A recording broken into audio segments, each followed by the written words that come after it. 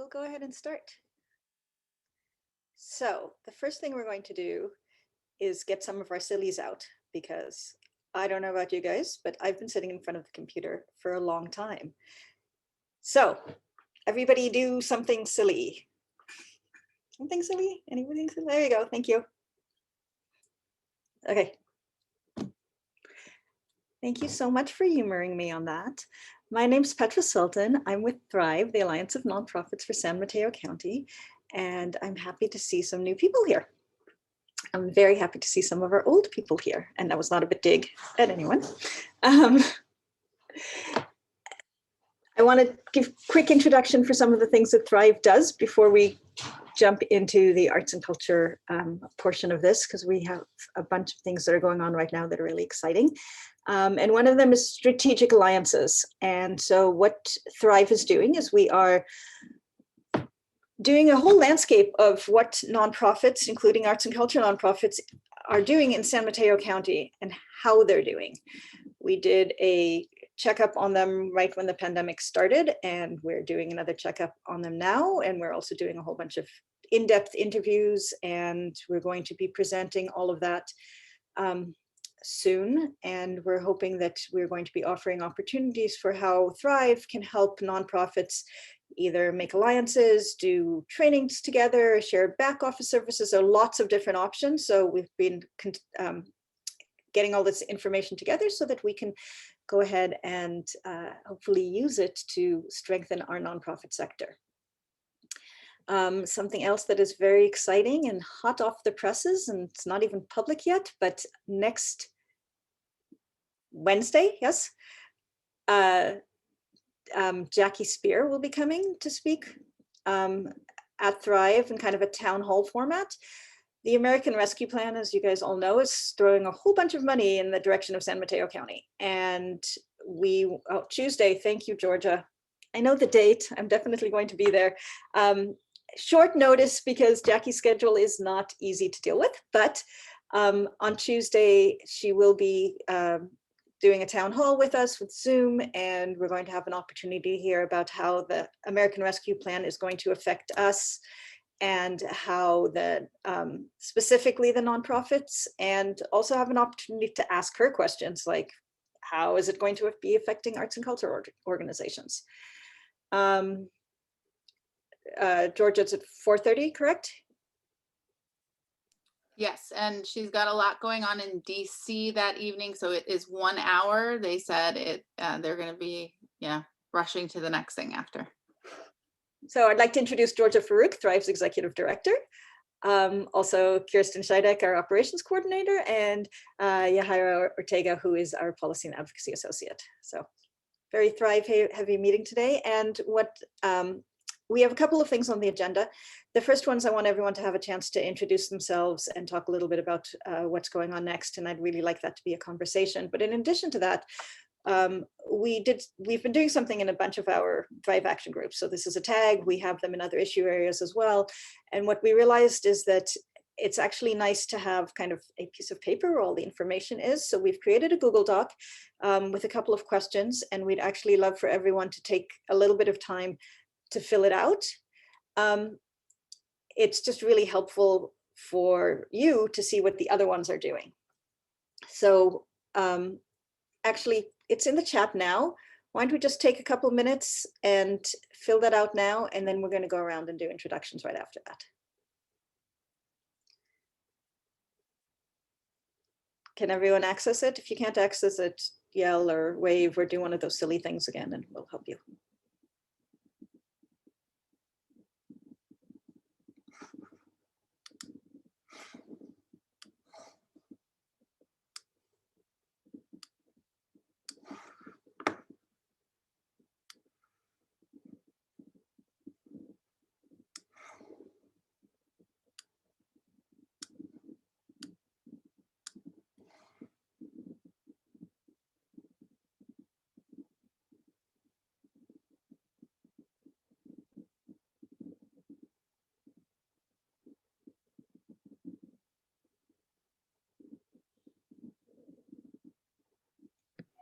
Are you wanting us to fill it out now? Because we don't have access to write in the document. Some people do. I don't. Are you picking on me, Petra? I'm picking on you. Kirsten's going to fix that.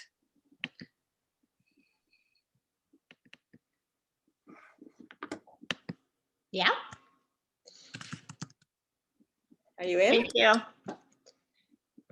It was not personal, Maura.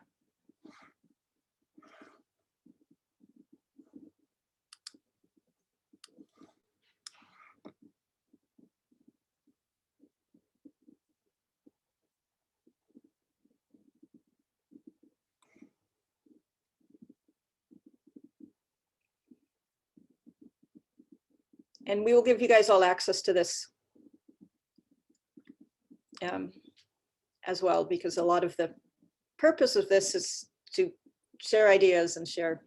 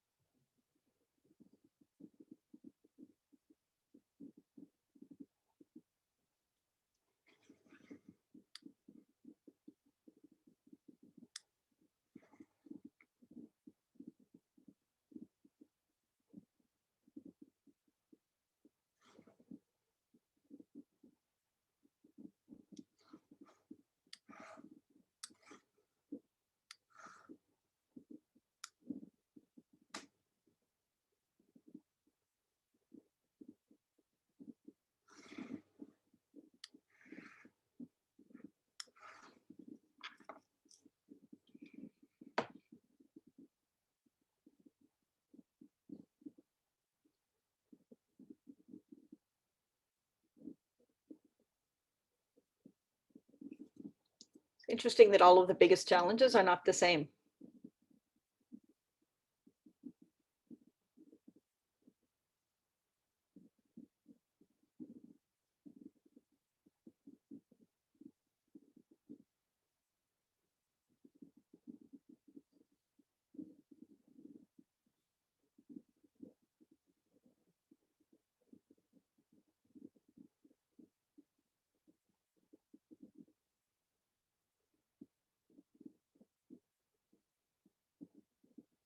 Great. Keep going, but let's start a little bit with introductions. I would love for everyone to talk a little bit about your organization and specifically what brought you here. Is there a specific pain point or something that you really want to have, or a connection? What is it? What is it that's really making you, keeping you up at night? So I'm going to go randomly here around my screen, and I will start with Jeanette. Great. So hi, I'm Jeanette. So I'm actually a new board member at Art Bias. Art Bias is formerly Redwood City Art Center. They've been around for like 25 years. I've been around them since October. So I joined during COVID. So I didn't have the, the experience of being there prior to see how they ran their programs and events and that kind of thing. And I was just curious to join I love the theme for today. And I just hope to sort of get some ideas of how you're all coming back and thinking about coming back after restrictions are lifted, and just trying to learn as much as I can about what you are all doing to see how and what we can take from it and use at Art Bias. And so for those that aren't familiar with Art Bias, we provide affordable artist studios. We do programming where we provide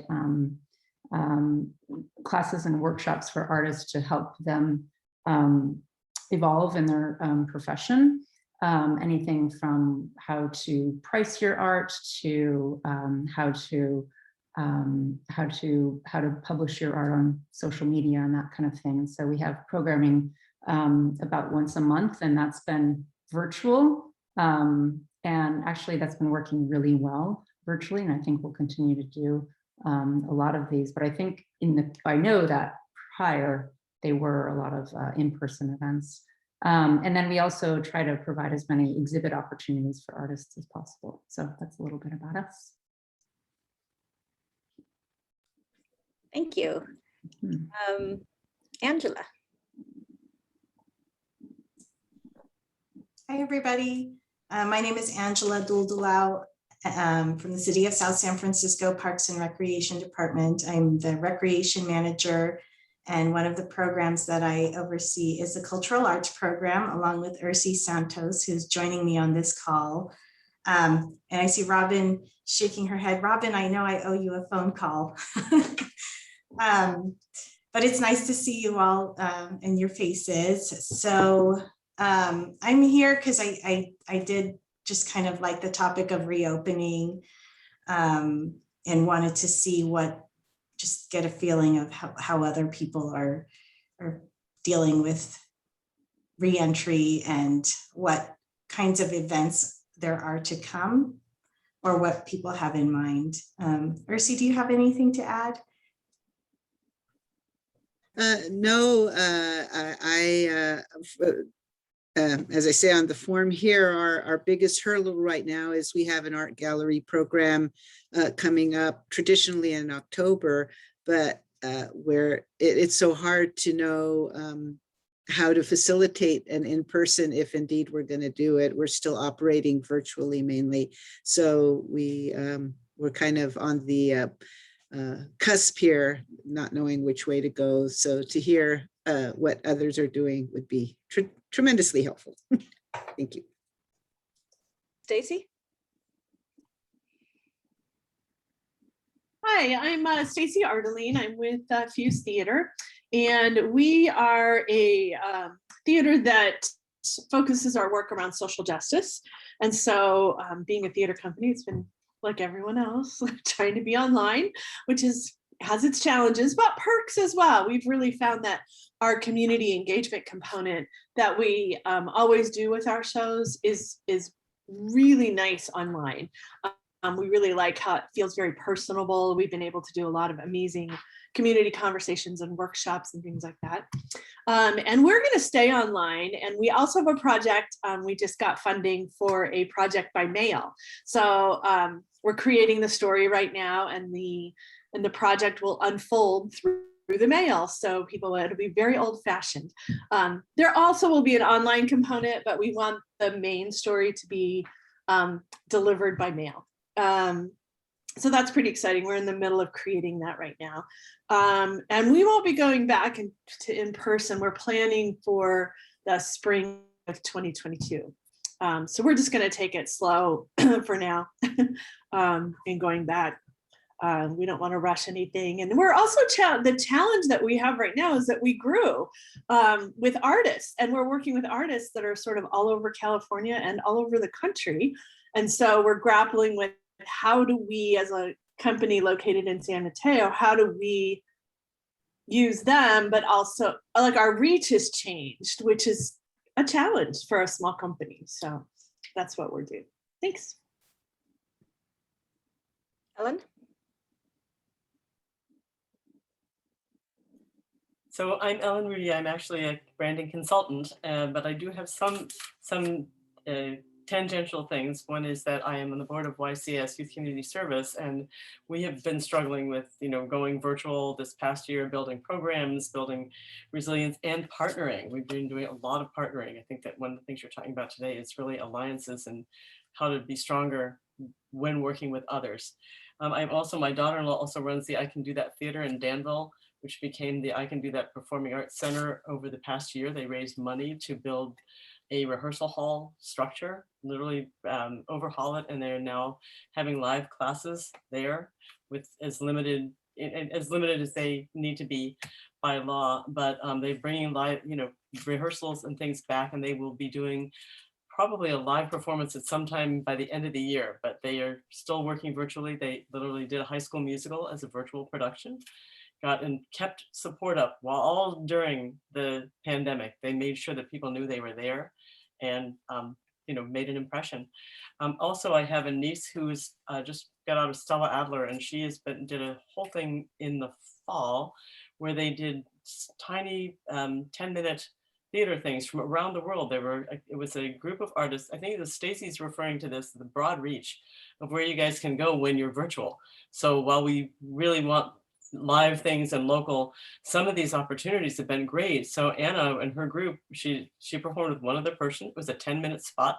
There were like 10-minute spots that these people did, and they were from Australia, they were from Spain, they were from the US and it was amazing. And they got people to come and watch these little original theatrical productions. So just looking at opportunities and knowing that sometimes you can't go live immediately, but you have opportunities to develop a bigger audience. So Thank you, Ellen. Inge? Hi, everyone. I'm Inge. I'm actually not affiliated with any organization at the moment because I just moved into the region. I just got here like 2 weeks ago. So I'm here to learn about the organizations, to learn about how you're all going to reopen, because I'm looking to get involved with the arts, the arts scene here in the Bay Area. So thank you. You're in the right place. Welcome. Jean. Hi, everybody. I'm Jean Forstner, and I'm the ED of Kepler's Literary Foundation. And probably a lot of you know Kepler's Books in Menlo Park. We spun off all of the event programming about 5 or 6 years ago into a separate nonprofit. And so in a pre-COVID, we did, 150, 200 live events a year in person, both at the store and out in big venues in the community, in local schools, Title I schools. We had programs, but we are in our heart and soul, we gather large numbers of humans together in a building, which was, of course, not something we could do this last year. So we moved really all of our classes, programs online. And, we're now trying to imagine the future. And like many of you, we've grown a big, online people who have attended from all around the world, but we will be returning to in person. And I think our challenge ahead of us is how to not lose the audience we've built online, but how to kind of gather people back together in a safe way. And, it's just, access to venues and when we can do that. And because we do a lot of programs with youth, trying to figure out if and when young people who are maybe too young to be vaccinated at this point will be able to gather together. We know school programs are going to be on hold for the fall. So anyway, those are the things we're looking at. Cindy? Hi, everybody. Sorry to not be on camera. I have some things going on behind me that would be distracting. So I'm Cindy with Sanchez Art Center in Pacifica on the coast, where we provide free exhibitions by both California and West Coast artists.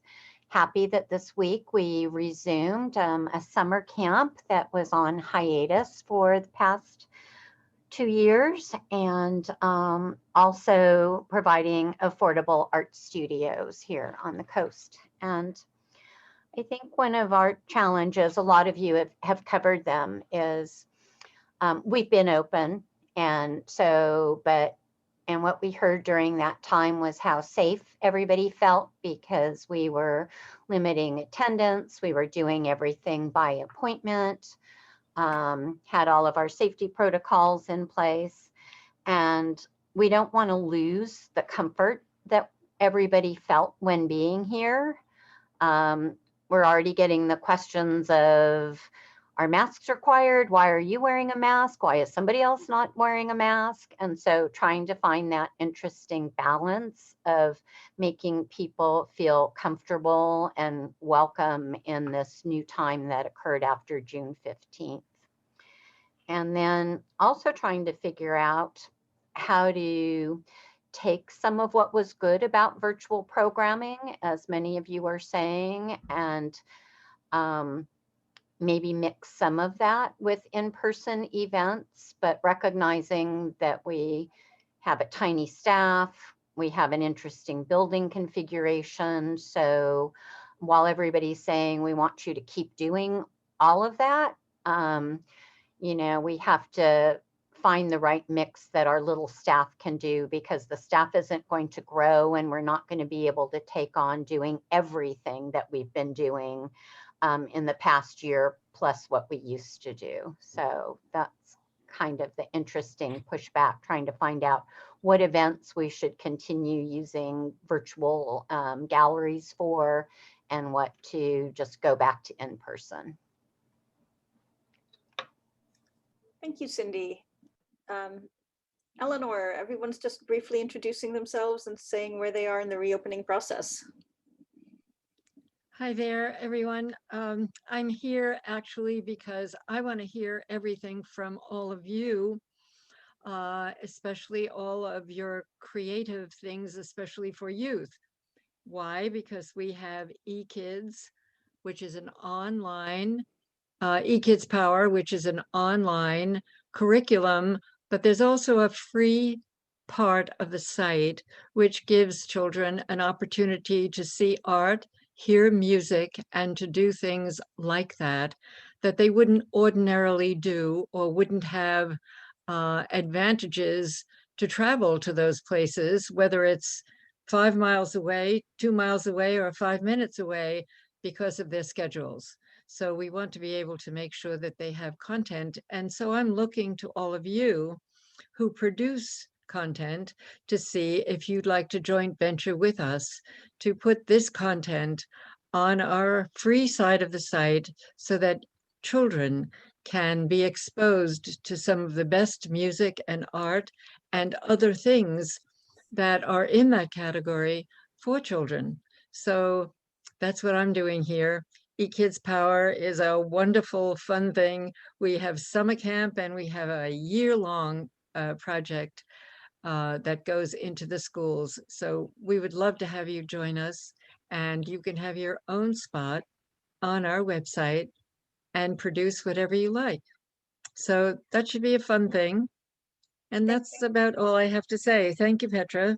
Thanks, Eleanor. So Kirsten, can you put the link to the Google Sheet again in the chat, because you don't see what you haven't done. So we've started a Google Sheet so that you can put your information there. So anybody who's interested in the eKids Power, who want to see it, Eleanor will fill that in there so she can do it. And she forgot to say she's with the Peninsula Special Interests Lions Club. That's right. Thank you. Thank you. Sure. And Robin was the last person to introduce, but all I see is an empty chair. So we'll have to wait till she comes back. Oh, and Mara, I'm sorry. I am picking on you today. Go ahead. And excuse me. That's okay. It's a good thing I love you, Petra. So today I'm representing the Kids in Art Foundation. I wear a lot of hats, but that's the hat I got on today. And the Kids in Art Foundation is an event. We're about to celebrate our 10th year of providing creativity and art programs to kids with cancer. And we work very closely with Lucille Packard and also UCSF Benioff. But during COVID, we, like everybody else, went online, virtual, and we've found that there are a lot of hospitals around the country that are actually interested in art programming for kids with cancer, and also other life-threatening illnesses. So we've been pretty busy. We've switched things all around. We've come up with an idea of what we call the art kits, and we are sending stuff to hospitals so that they can distribute them to their patients. And we've got probably a million different things going on, maybe a little bit too much, but we're working on a kit that they'll get when they get to the hospital and get diagnosed. So we have all these different ideas percolating. Our biggest thing is we're gonna try an in-person event in September around the 10th anniversary of our founder's son dying from leukemia. So we're talking about a gallery show with kids' artwork that they've been working with professional and teaching artists over Zoom. The artwork is going to be displayed, and also it's going to be sold if possible. There's going to be artist talks. We're doing an art walk. This is all in a very cool new little gallery in San Francisco. That's in the basement of a Victorian house that's been changed up. So we've got a million different ideas. We have a small staff. We have been very successful at garnering new money this year, oddly enough. And so we're off and running, knowing that our kids are already vulnerable and because of their situation. So it's an interesting place to be right now for us. Thank you, Mara. Okay, now Robin's back. She's no longer an empty chair. Go ahead, introduce yourself. Okay, so hi everyone, I'm Robin Rodrickson. I'm Executive Director of the San Mateo County Office of Arts and Culture. And so I was just zooming in to hear what y'all have been doing and what your plans are now that we're sort of, you know, coming out of the tunnel a little bit at a time. The Arts Commission, basically we just did emergency grants. Many of you know, a lot of you know that we adopted a new brand new strategic plan. A lot of you, Ursi, participated in it, and Stacy at Fuse all participated in the process of developing the new strategic plan, which the supervisors, County Board of Supervisors, approved on February 26, 2020. And guess what happened 2 weeks later? So we went into lockdown, and you know, we had of course wanted to hit the ground running with the strategic plan, and that was not able to happen. We couldn't do the programming that we had thought we were going to do. So what we did was we did a couple of rounds of emergency COVID relief grants, we called them. And now that we're sort of coming out of the pandemic slowly but surely, the commission this summer, we're going to, you know, it's a new world. And you all are operating differently, the arts organizations. A lot of you have incorporated online programming and have figured out lots of interesting alternatives. And so what the commission is going to do this summer is we're going to revisit the strategic plan. And when I say revisit, we're not changing the goals. The 6 goals that are in the strategic plan will pretty much remain the same. But if you go online and look at the strategic plan, each goal had tasks that we wanted to do, projects, programs to accomplish that goal, right? And what we want to do now that we're coming out of the pandemic, we feel like it's a different world now, that you're all operating differently. The county's operating a little differently.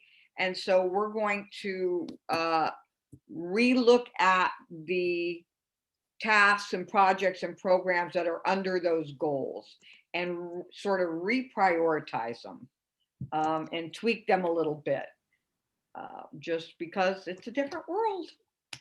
Oh, and for any of you that are interested or asking, the grants program, our annual spring grants program that we've done every year since 2013, got put on hold this past spring 2021. But what we're likely going to do, and again, this will tie into that revisit of the strategic plan over the summer, is look to do that spring 2021 grant cycle in the fall at some point.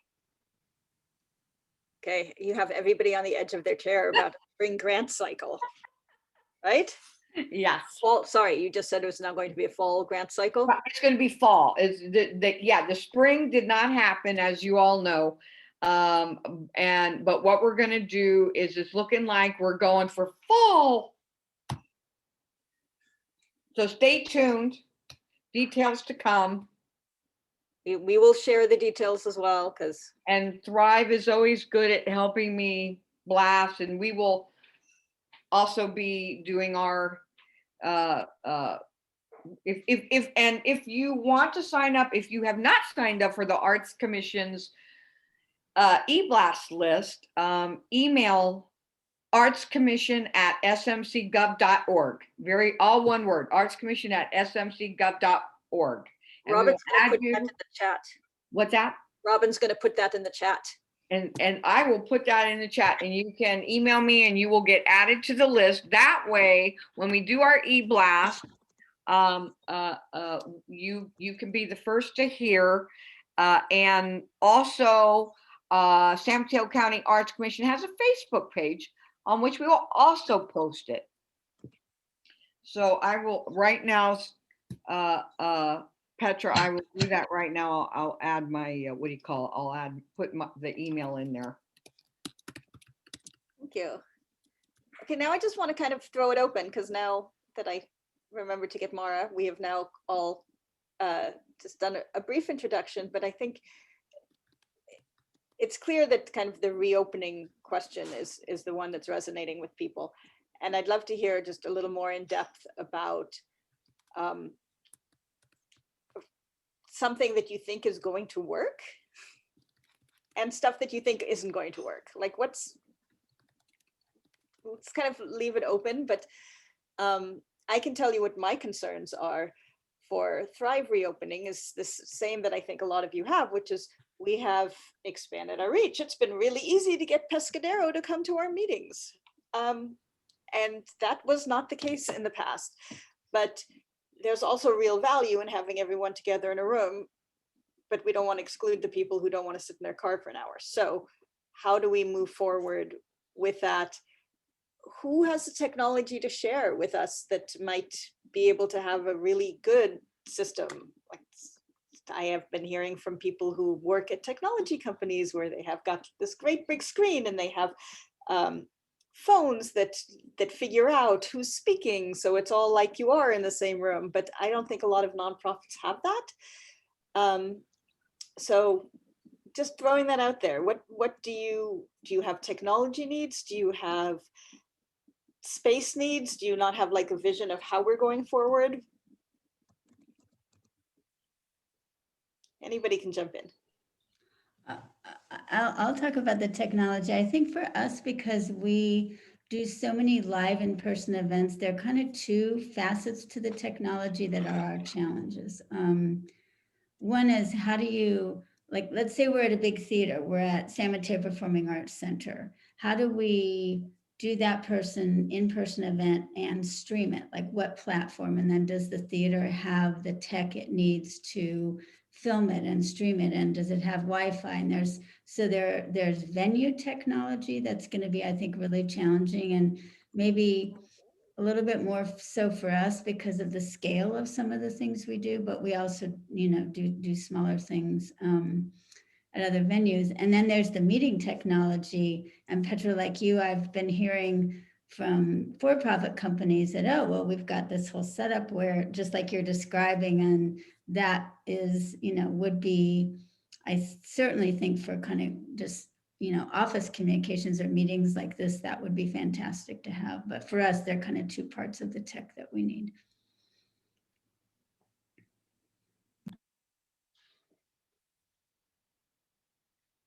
Anyone else feel like they have what they need? Well, I can, we did an in-person art retreat 2 weeks ago with our company members who could gather. We were all, and we actually met at a board, one of our board members' homes, and their TV was Wi-Fi connected. So we did a Zoom meeting with one of our members who's now in New York, and we set up one of our, I have a webcam. So just using a webcam so she could see the table or, the room where everybody was. And then we had her up on a TV. And we were going to do different people on different screens. And it worked quite well. We did an all-day retreat. And so, when she had a partner, we did some partnering work and stuff like that. The person just sat with her at the camera and talked to her. And so it actually worked out it worked out better than I thought it was going to, let me say that.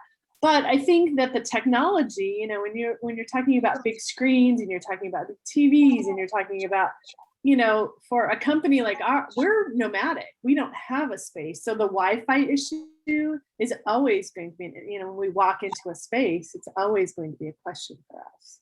So that's what I'm dreading a little bit, is how to work the Wi-Fi.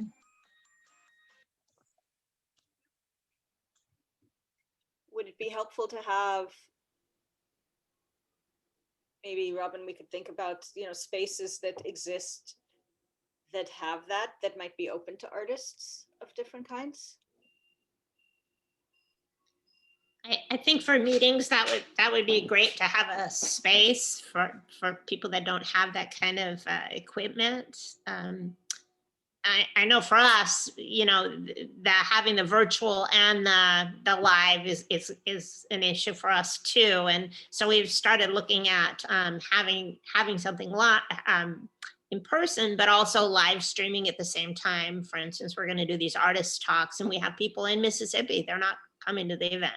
So we're going to find a way to live stream the artist talks and some of the gallery walks. And so some will be pre-recorded and some will be live. And that way we can keep, the conversation going with people that are afar, and also people that are in hospital and can't come to the event. So we have both issues, but we've really seen how having this stuff virtual has really made a difference for the people that we work with, because they have constant access when it can be virtual. If they don't feel good, they're whatever their situation. So it's I think it's a new way of looking at things, and it's going to be a hybrid model. We're not going to do things the way we always did, and thank goodness for that. We've become very creative, and we've looked at ways that we can serve more people, and I think that's amazing. Eleanor?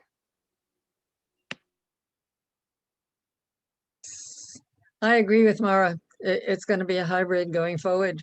And although we do need space, we are looking for space all the time to do our videotaping. We videotape our curriculum. We put it up on an LMS modal platform, and we deliver it so that the young children can go to whatever module they want, and they can take the course. They get assessed for it, and they get a certificate when it's over. But we do need a space in which to videotape. If there was a common space that we could take advantage of, that would be wonderful. From time to time, we do it once a week, and right now we're doing it any place we can.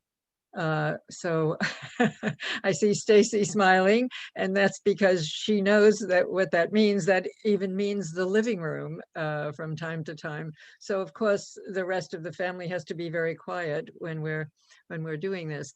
But the most important thing is that the amount of children that we're able to serve is in the hundreds of thousands, and it goes further than even that.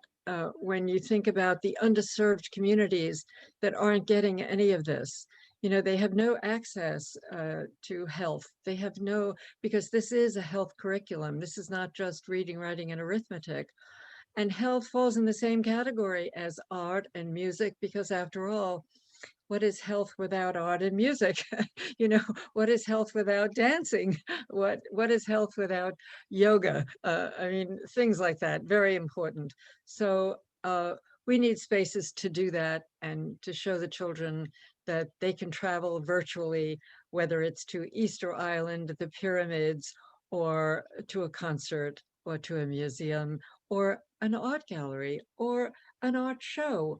it doesn't matter what it is, but we need to be able to function in that way. So we're doing what we can, bringing what we can to children, but we need more. We definitely need more. And Mara, I really love what you said. It's very important for us to all work together and find places where we can do that and even get together. Robin, you had something? It'll be much more interesting if you're not on mute. There we go. So the good news is, and I don't think that a lot of people know about this because this came about in early April. County Supervisor Carol Groom is using some of her Measure K money for a media hub that will be based at Peninsula Ballet, and it's exactly what Eleanor and Stacy are looking for in terms of, I just need a space that's got the equipment, right? And so I just put the Christine's email, Christine Leslie, her last name is Leslie, and so please reach out to her, because the idea behind this media hub, it's for everybody. That's why Supervisor Groom is paying for it and sponsoring it.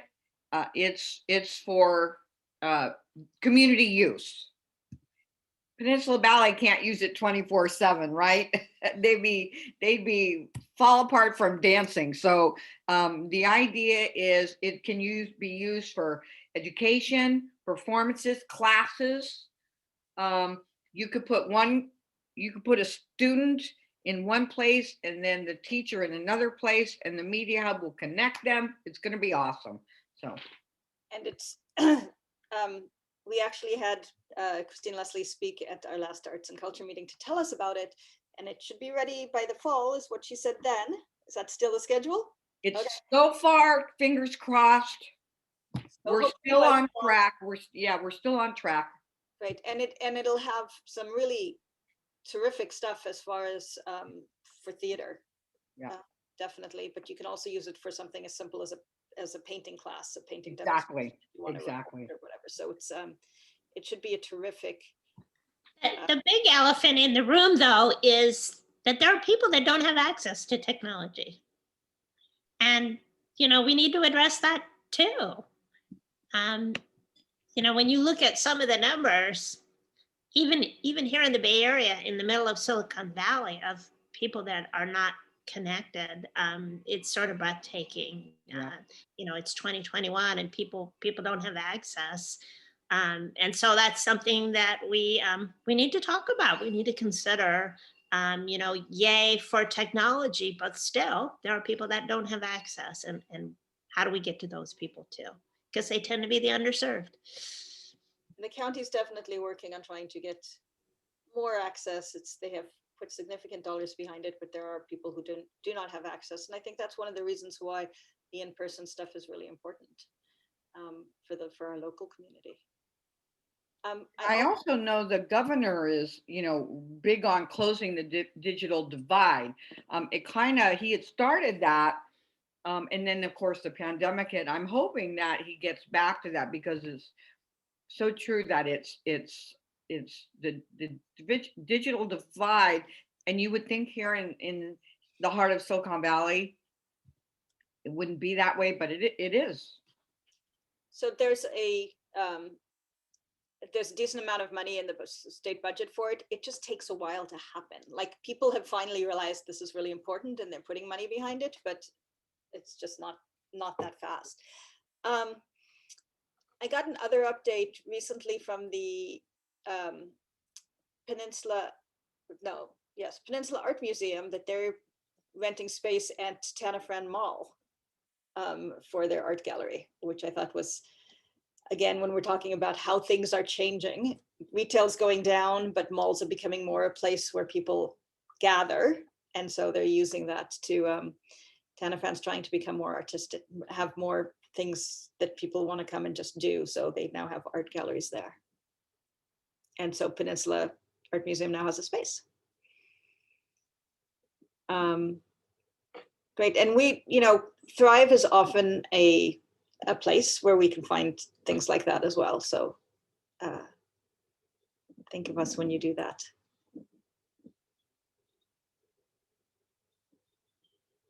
Who else has concerns or ideas about how to move going forward? I think Cindy's point about bringing back the audience when, at this point, theoretically, there are no more restrictions in California.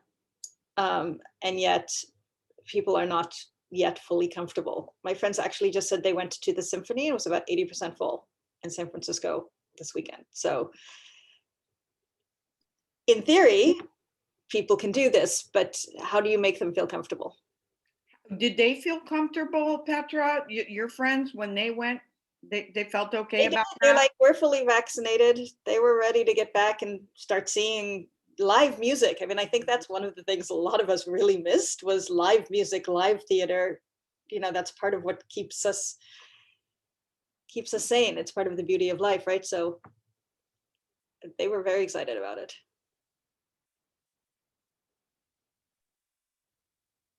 Well, Petra, if I might just add a little something, me, I'm always doom and gloom when it comes to that. As a retired physician, I'm always cautious, right?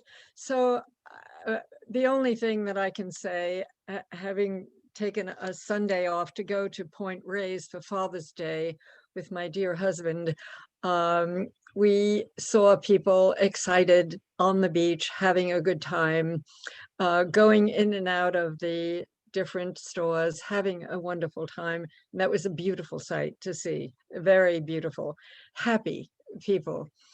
However, we wore our masks. Now, some people wore masks, some people didn't. And for me, I just want to say, hopefully we're all cautious and that we distance a little bit if we're not wearing our mask. And if we are wearing our mask, just proceed, because the variant is huge. I mean, we just had, a relative of mine vaccinated for 2 months. He's been vaccinated for 2 months. He went on the golf course and in 3 days he had the variant and died. Yes, he was older. Yes, he was older. He was in his late 70s, but it's the truth of the matter.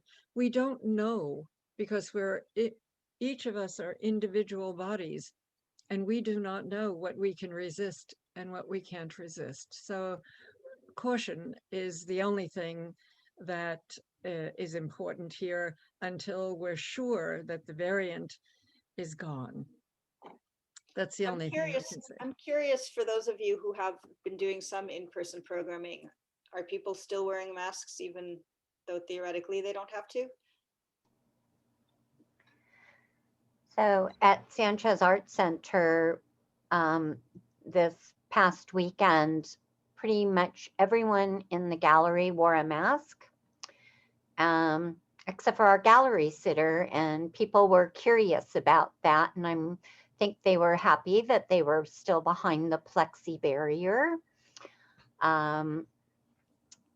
So it was interesting to see that. And one of the concerns that I've heard from people are particularly those with kids who are younger and their children haven't been vaccinated yet. So they're, thinking through that whole thing with their kids. And so they're not feeling comfortable, number one, about maybe exposing their kids to something. And they're also then concerned that they're continuing to wear their mask because they want to continue to model what they're asking their kids to keep doing. So I thought, so as we move into that next level of things, having had so much focus on our elders in the community, it's now very interesting to see that switch up. We are having an event on Friday, and It's a fairly small event, and I believe that the decision will be that, of course, all doors are remaining open, everything that we can for airflow, but masks are indeed optional. So it'll be interesting to see that mix. I read a statistic that this morning that I think 60% of Californians are still wearing their masks, unlike every other state in the country. Yes, we are definitely in our bubble. It's a good thing. Wear a mask. It's all good. How about South San Francisco, Angela or Ersi? Have you guys started doing anything in person yet? We have brought back some like recreation classes in person, and actually just today, our HR issued a memo for interim guidance about mask wearing. And I think I still have to study it more closely, but I think it basically said that vaccinated employees and participants can be maskless at our programs, except for select instances. Like I think if you go to our libraries, you still have to be masked. And if there's youth programming, that both staff and participants should be masked. And I think that's partly because kids, not all children can be vaccinated yet.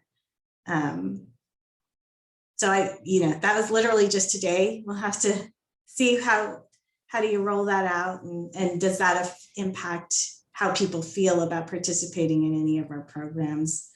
But I feel really lucky that community members seem to be really understanding that you just kind of ride the waves of COVID, and we've been really flexible about our like refund policies and that kind of thing.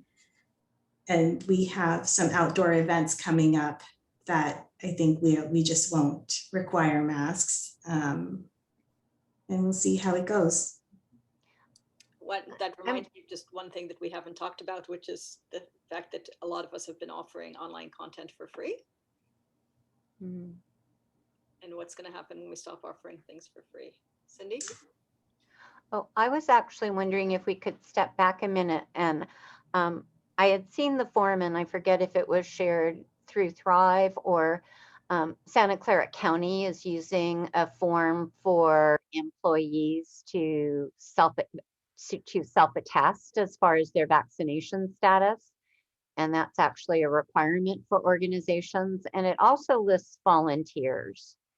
And so I'm wondering if anybody has taken that step to do that. So, and what a reaction has been from volunteers to sign such a document.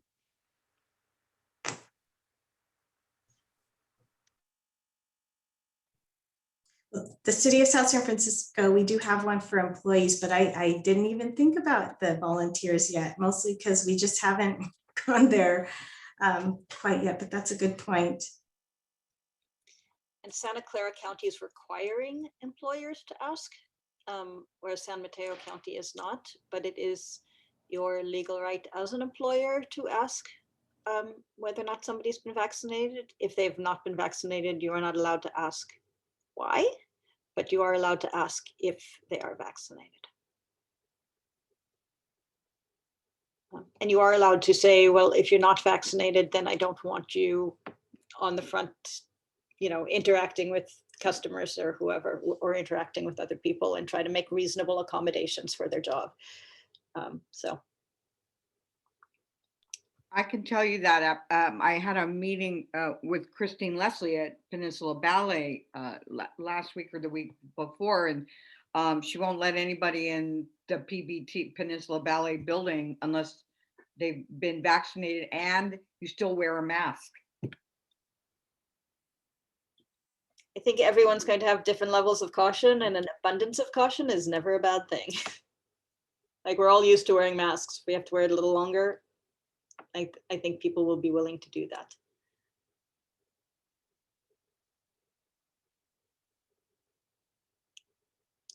We're almost at time. Is there anything anybody wants to add?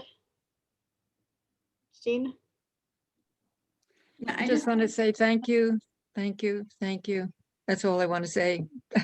Go ahead, Jean. Sorry, I interrupted. No, just to follow on to Cindy, I'm curious what the group thinks about as we get a little further down the line, sort of the monitoring of it. Like, let's say you've got a 50-person event, whose responsibility is it to be asking status and wearing masks and that type of thing? I mean, I can see that can put a lot of pressure on the arts providers to be in that position. So I'm curious what people think about that.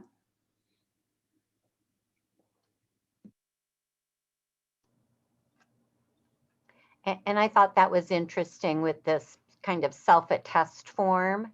I know that I made the executive decision as the executive director that I'm not asking anyone for showing me their vaccination card, and people in and out, we're asking to use their best judgment. And but that's where I was wondering about volunteers and staffing of the event. It's easy to ask, staff to do that. And because we're next to each other, we want to do that and take care of each other. But I'm not sure how a volunteer is going to feel about that.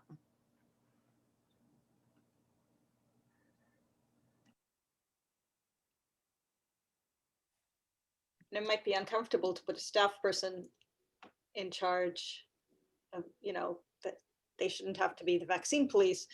But then you kind of want to make sure that everybody who's in the room knows that they're doing it kind of at their own risk. So there are lots of layers of complexity there. Yeah, we're asking, we have some volunteers that have come back and we're definitely asking them to be vaccinated. Even to pack art materials, like, yes, you need to be vaccinated. There are some stringent rules and nobody seemed to be bothered by it so far. Sadly, United States is known for liability lawsuits. And I think that, things will change when you have that first person that's going to sue because they got COVID from being at whatever, right? And I, having worked in insurance in a different life, like that is what a lot of this is about, is liability. So who's responsible if you go to a concert and you pick up COVID, or a golf course, right? And you get COVID there, who's responsible?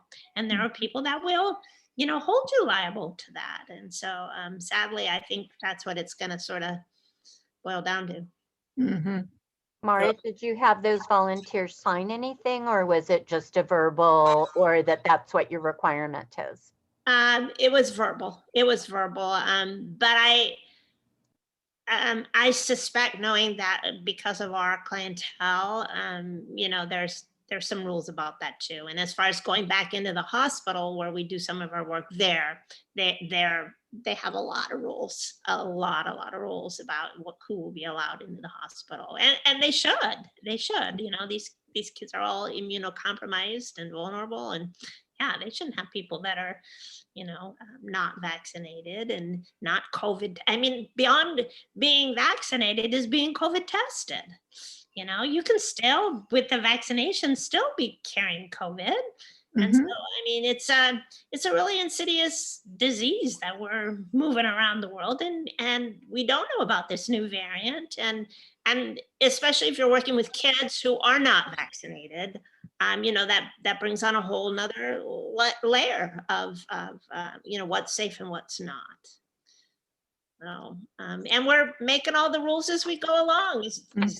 It's not like you can look back in time and say, we're making it up as we go. And I think that we're all just trying to do the best we can. And on that very nice note, in that we're just improvising our way through life, I'm going to say thank you guys all for coming. We will send a follow-up with all of the email links and all of the other stuff that's in the chat so that you have that, as well as sending out the link to the Google Doc again, and we'll try to get more arts organizations to fill it out so that we have more people that we can all reach out to. And the idea, again, is just to support each other. So thank you guys so much for coming. Really appreciate it. And we'll see you probably in a couple months. Yes, thank you. Thank you. So again, always. Thanks, Petra.